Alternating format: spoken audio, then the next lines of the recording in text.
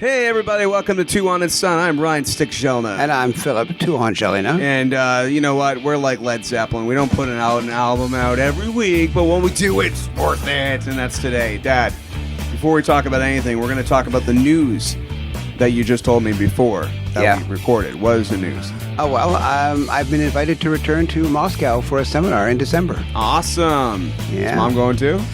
No. No, she asked me to she told me this morning that she was not interested in accompanying me. Okay. I just thought it was just the way your delivery of no was very funny. Yeah, I know. I was thinking about that, but no, she. The last two times she came, it was colder than she expected, and I think that she now has had her fill of tromping on that part of the world. Okay, so she was a little less down than usual. So the thing is, it's funny, I'm talking weird because I'm listening to my voice through a headset, and I'm going to get rid of the headset because it's pissing me off. Talking like, I'm like, hey, how's it going? What's up? Anyway, so Dad, besides Russia, you've been traveling. Where have you been? Well, I mean, I was in Ottawa last weekend, just came back yesterday. See, I've been around. I'm actually going to Austin, Texas this weekend. I'm going to be the guest of Tuhon Leslie Buck of the Texas Cali Association. He's kindly consented to teach me some of the stuff that he knows. I found out about a year ago that he had access to some information from the dosimethodos, this method of Cali that I practice, and some stuff I had never seen, and I was all excited, contacted him, and he agreed to show it to me. So I'm looking forward to this. Awesome. So the teacher is always learning. Well, the teacher always has to learn. I mean, that's one thing I learned from Guru Inosanto. He hasn't stopped learning since, like, forever. And, I mean, sometimes it makes it a little frustrating for us students because how do you catch up to somebody who's running on, running on full speed ahead? Running on 11. Yeah, running on 11. Yeah. Anyway, but no, it makes you realize that there is no stopping. The stopping is when you die. And all the knobs. Yeah. Speaking of martial arts parody, Mom was telling me, and by Mom was telling me, Mom was incoherently piecing a sentence together because she can't remember the name and dates of anything. And this has nothing to do with the fact that she's getting on in her years. This has always been a charming personality trait that Mom has that I've inherited, unfortunately. Because let me tell you something, Dad. And I'm going to tell the internet right now. I know. Okay. Anyway. So what was I saying? Dad, I'm going to tell you this. I'm going to tell the internet this, and this is embarrassing on my part. I do a show called You, Me, and YTV. It's a retro love show of the 90s. There's this television station called YTV in the 90s that played only children's programming, one of the first of its kind. And you were a big fan? I was a big fan. To say a big fan is to say the least. YTV was like a religion. Like, I remember when they were playing Power Rangers and I was taking martial arts lessons from you, I'd be like, wow, you know what? Watching Power Rangers is a lot more fun than trying to learn how to be a Power Ranger. You know what I mean? So anyway, YTV, this guy, Paul McGuire, who's a host on CMT, he gave me an interview, one of my idols when I was a kid. And this guy, Tarzan Dan, who he did this show called The Hit List, and he's, let's just say he is such a deal, and his contribution to the career of the Backstreet Boys that last year at a concert, they stopped the concert, put a spotlight on him, and wanted to say, just so everyone knows, we would have never gone big in Canada if it wasn't for this guy. Oh, wow. Yeah, so Dan Freeman, he's a great guy. You can catch him. He lives in Calgary right now. I hope it's Calgary, good God. Because, wow, I said, it's okay you don't remember. Like I said, Mom, it's like inheriting. You see, I'm even having a trouble. It's inheriting a head wound. It's like inheriting a concussion. That's what it's like. So anyway, I made this post, and I'm like, not in the video, but in the post, I'm like, yeah, I interviewed all these guys and PJ Rob and stuff, and I called Paul Rob, and Tarzan Dan kind of messaged me and said, yo, dude, who the hell's Rob?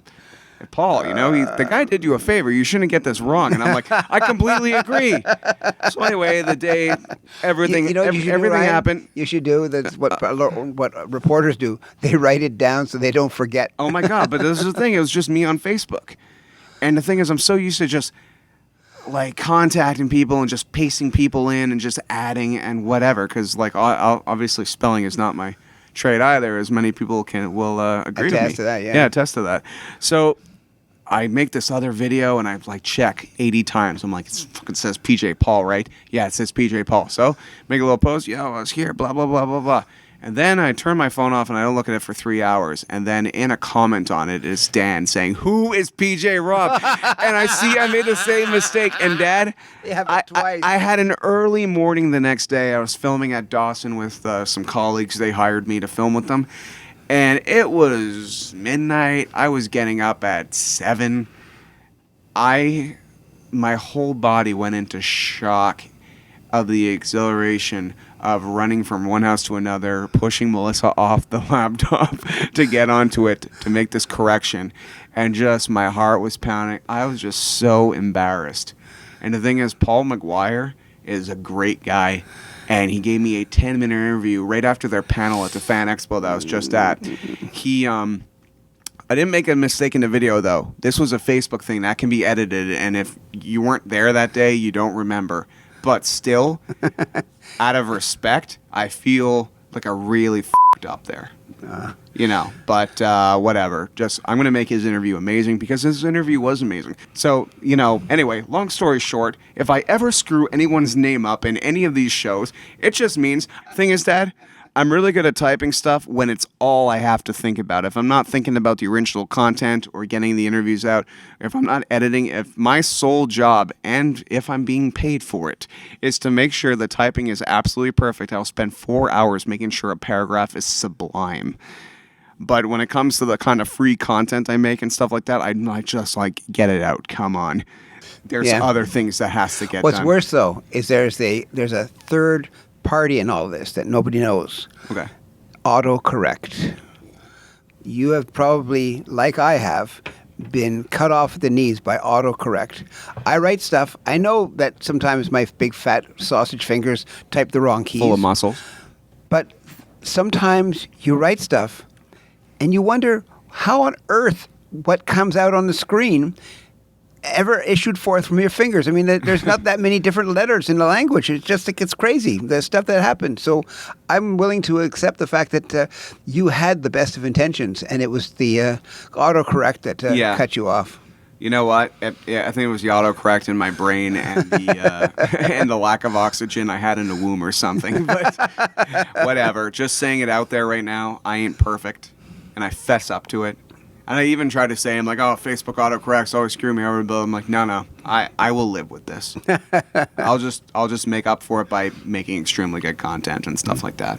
No. But anyway, I've been jabbering on stuff. I'm glad that you talked about your World Warrior stuff. I want to give a shout out to the people in Ottawa that you were with. Well, yeah, it's Jeremy McCann and Juliette Ye. They own the Blue Water Martial Arts Academy there. And Derek Lively and Stanley and everybody else, what comes down, I mean, I would say everybody's name, but I would probably screw them up. So if I say Derek Lively, I know those are the two names that go together. Derek is his first name. And Stan Morrow, which is also the guys in Team Sled Dog Ottawa. And it's really, really great because I'm able to go about once a month up to Ottawa. I spend 4-hour seminar on a Sunday. And we bring people up in Cali. And that's the plan. The plan is to create an army of instructors so that we can spread it out, get going, do more stuff. Wicked. Just like to say also that today we're using these fancy mic stands Dad bought. We're stepping up in the world. We're getting a little bit more professional. Yeah. We look like we're not bending over trying to get our faces on the microphones. It looks great. Yeah. What else can we talk about? Geez. Well, we're talking about mistakes. I don't know. Can you think of any times in your life that in the martial arts world that it doesn't necessarily mean politically, because that's the first thing that pops in my head, considering what an interesting bunch you all are.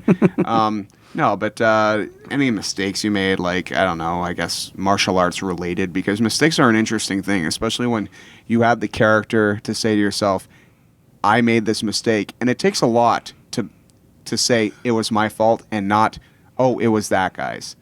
And I'm not sure how you guys raised me, and I'm not sure if you guys told me this or the Power Rangers, but I generally We like let you watch the Power Rangers. That's the same thing. I generally like to clear the air when I make a huge mistake because I find it takes longer to cover your ass than it does to just Well, actually, as you Yeah. get older, you make older people mistakes. And sometimes the mistakes you made, you don't even understand that they're mistakes because somebody has an impression of you doing something or somewhere, and you never had that impression. And sometimes people get this idea that you agreed to something that they wanted you to do, and you have no idea that you were even part of that conversation. And so later you have to apologize for something that you really didn't do. And that can be a bit distracting sometimes. Okay. And also, I will say this though, now that we're in confessional, some things that make me angry, I won't say it right away. I try to let it process, but what turns out is I just let it stew for way too long. Then eventually, when it's irrelevant anymore, I explode like a Coke can that's been shaken. And, And people don't care. Like, what's his problem? yeah, what's his problem? Yeah, exactly. So I should do that more often. I should. But at the same time, I don't like people that explode randomly before they know what's going on. So Well, yeah, and sometimes you have no idea why something is being thought of. I mean, somebody has this feeling that you have somehow slighted them, and you have no idea that this was a slight to begin with because you aren't party to all the way they think and all the way they feel. And it's one of those things where I'm starting to realize that it's that thing that you said before. It's like knowing, thinking twice. What do they call it?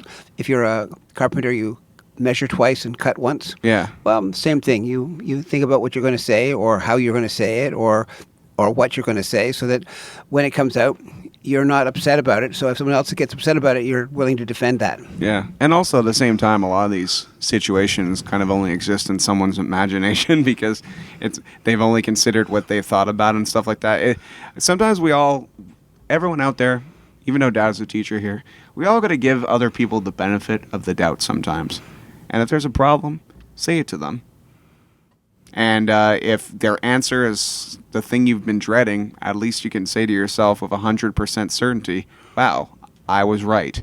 But, to just assume you're right. Like over the years, we've stopped talking based on we were angry and passive aggressively didn't say things to each other, right away. And we should have.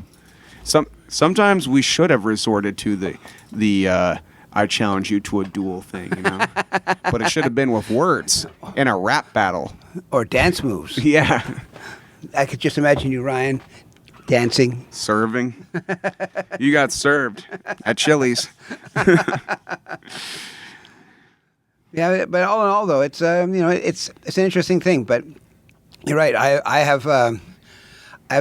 remember one time I used to work for that band Mahogany Rush, right? Yeah. And it was funny because up to a certain period of time, we had a road manager named Elliot Saltzman, and he would be doing most of the introduction when we would be introducing. I mean, normally we were an act that opened up for people like Define introduction. Well, we would be the opening act, and if we were the opening act, then you basically could say, "Here they are, Mahogany Rush." Oh, that's what you mean by introduction. I wasn't sure if you're like, hey, when we showed up, it's like, hi, blah blah blah. This is Frank, and if you have any troubles, talk to me because I'm the guy. All right.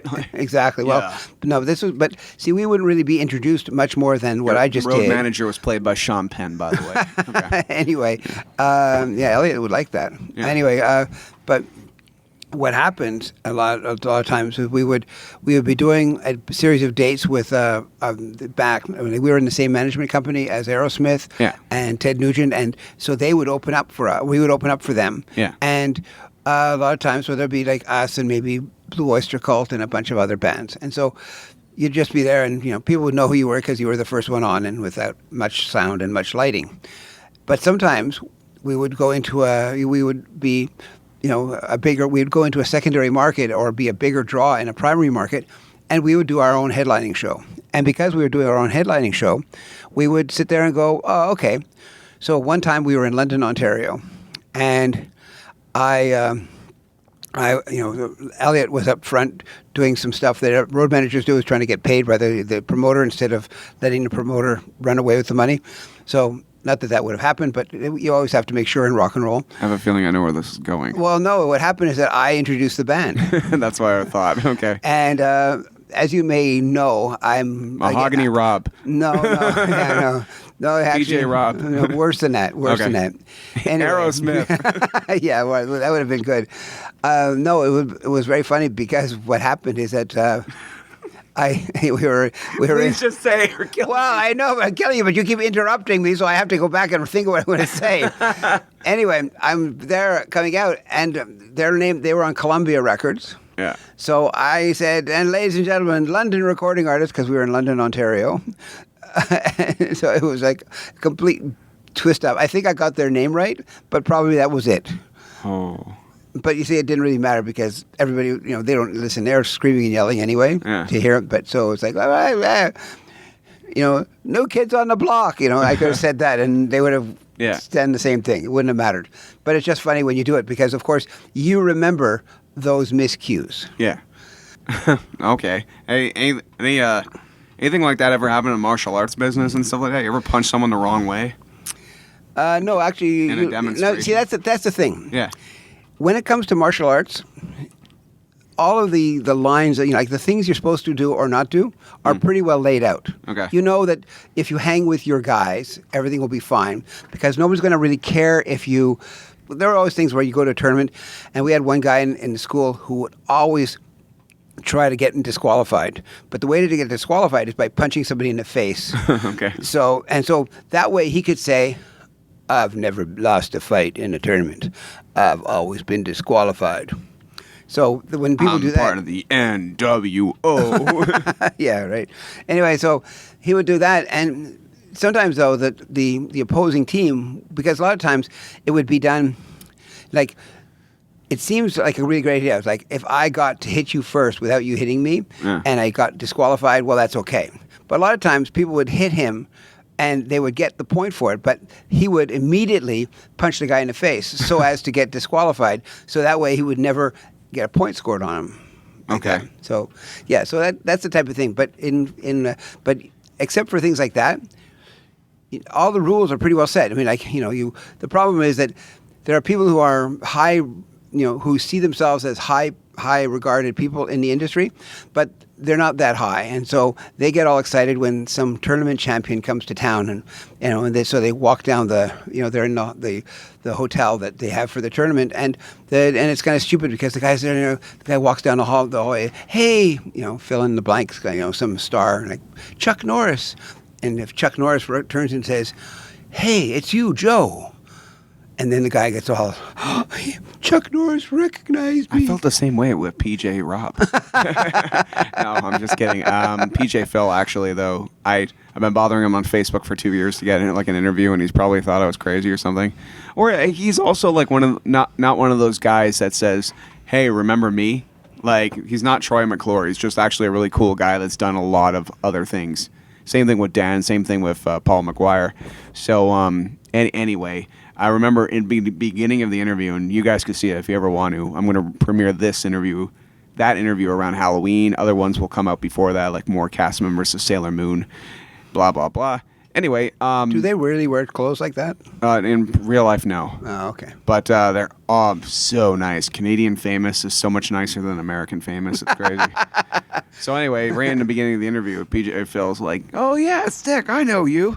And I'm pretty sure on camera you could see my eyes widen just a little bit because I'm just like, oh, that's awesome.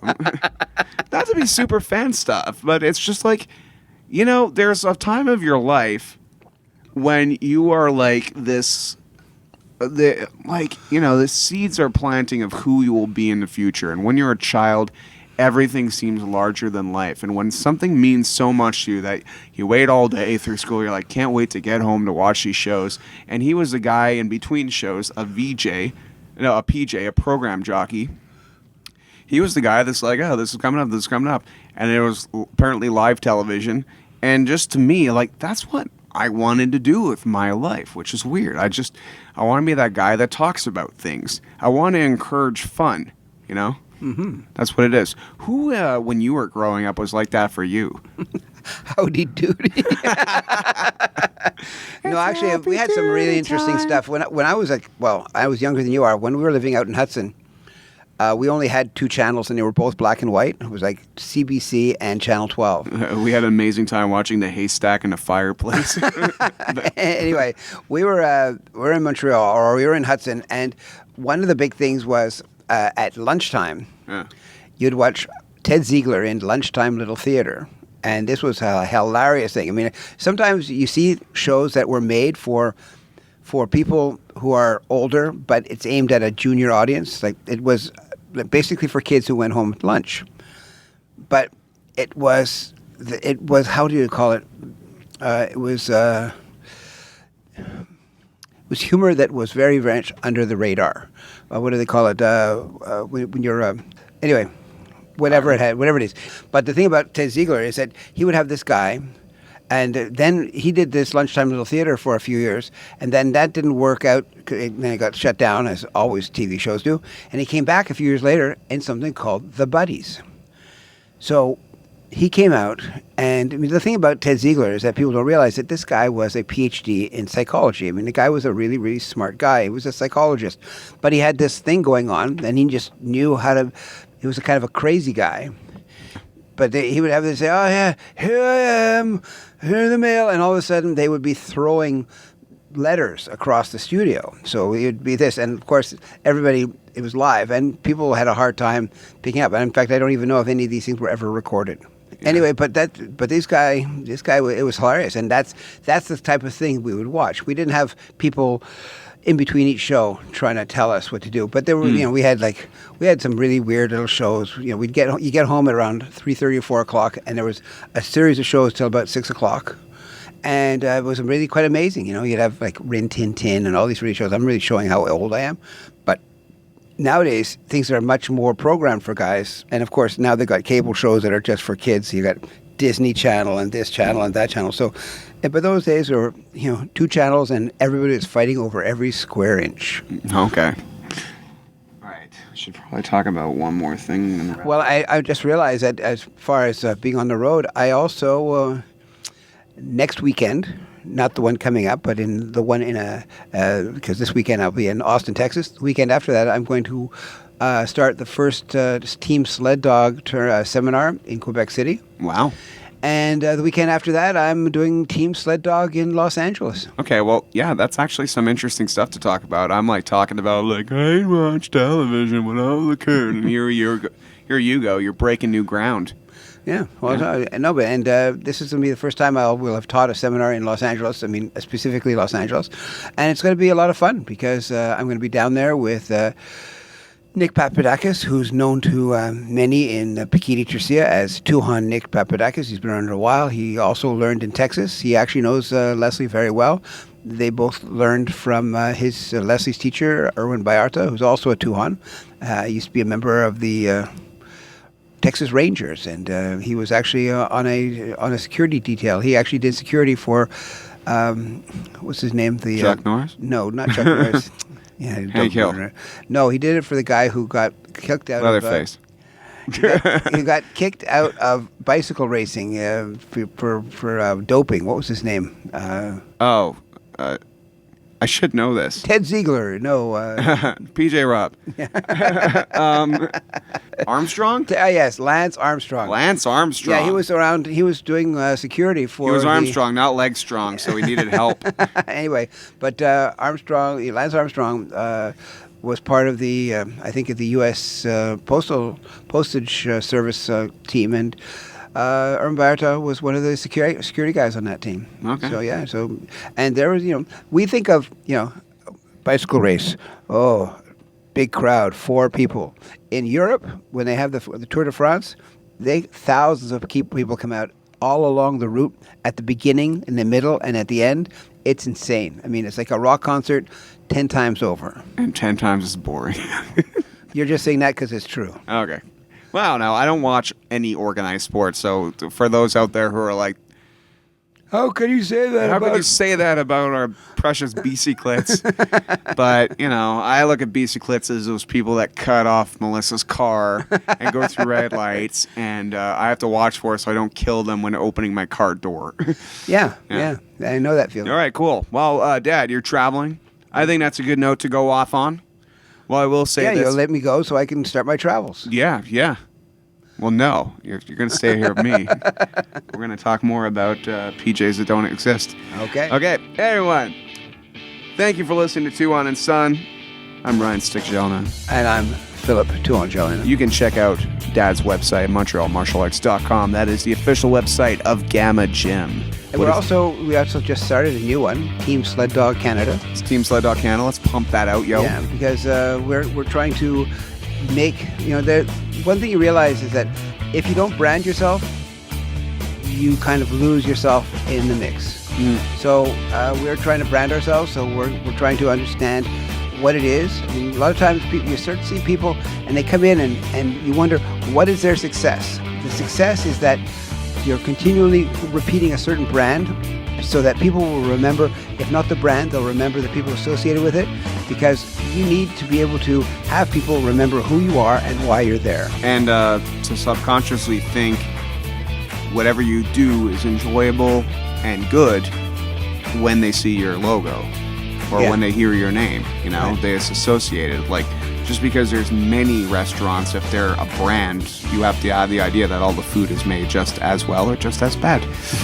Yeah, that's Consistency. All right, so I think you guys need a theme song, and I'm thinking like, we are Team Sled Dog. Dude. Howling out. Yeah. Or Team Sled Dog, I don't know. Like, I picture a bunch of you guys pulling a sled. With a TV in it. And that's YTV in it. That sled is victory. And who is standing on the throne? PJ Rob. All right. Thanks, everyone, for watching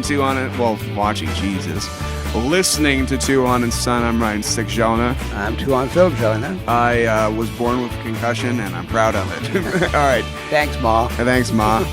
Actually, wait, no. When I was born, wasn't I like... No, nothing was up. No. I think I was pretty normal. When I came out of the womb, though, I pissed on all the doctors. That's for sure. Something was up. That's... You've been holding it for 9 months. Yeah, that's one thing about me, is when I gotta go, I gotta go. All right, all right. Dad, we're going to leave. All right, I whizzed. Now put me back in the womb. It's warm in there. All right, thanks for listening. Vamos. Vamos.